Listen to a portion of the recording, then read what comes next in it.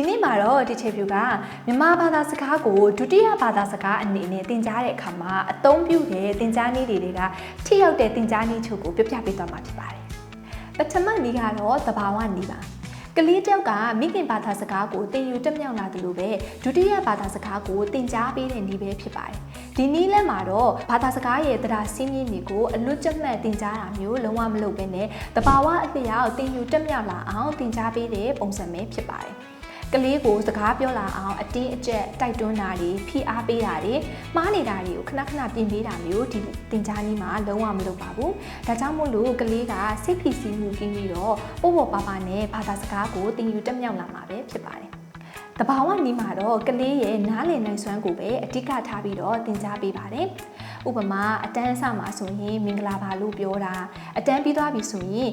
ကျေးဇူးတင်ပါတယ်တက်တာနောက်မှတွေ့မယ်နော်မနေ့ပြန်တွေ့မယ်နော်အဲ့လိုမျိုးပြောတာလေးတွေသင်ခန်းစာတွေမှာဆိုလို့ရှိရင်လေကလေးရဲ့အသက်အရွယ်လိုက်နားလည်နိုင်မဲ့သင်ခန်းစာတွေကိုပဲဖန်တီးပေးပြီးသင်ကြားပေးတာမျိုးပဲဖြစ်ပါတယ်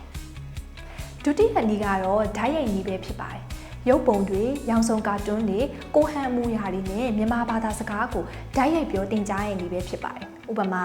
စာအုပ်ခဲတံစာရွက်စာရေးမယ်အယောင်ချယ်မယ်စတာတွေကိုမြန်မာလိုပဲဓာတ်ရိုက်ပြောပြီးသင်ကြားတာပဲဖြစ်ပါတယ်ဒီသင်ကြားနည်းကကလေးလေးတွေရဲ့အနာကြားစွမ်းရည်နဲ့အပြောဆိုစွမ်းရည်ကိုမြင့်မားလာစေပါတယ်။ဒါအပြင်စကားတန်တွေနဲ့ပုံတွေအမူအရာတွေကိုဓာတ်ရိုက်ချိတ်ဆက်ပေးနိုင်တဲ့အတွက်ဘာသာပြန်နေစရာမလိုပဲမြန်မာဘာသာစကားကိုသုံးပြီးဓာတ်ရိုက်တွေးခေါ်တက်လာမှုကိုလည်းအားပေးရရောက်ပါတယ်။တတိယနည်းကတော့ဆက်သွယ်မှုနည်းပဲဖြစ်ပါတယ်။မြန်မာဘာသာစကားသင်တဲ့သူတွေကိုလက်တွေ့မှာအသုံးဝင်တဲ့ဆက်သွယ်မှုနည်းတွေကိုလက်တွေ့ပြောဆိုလှုပ်ဆောင်စေခြင်းနဲ့သင်ကြားပေးတာပဲဖြစ်ပါတယ်။ဥပမာအချိန်မေးတာ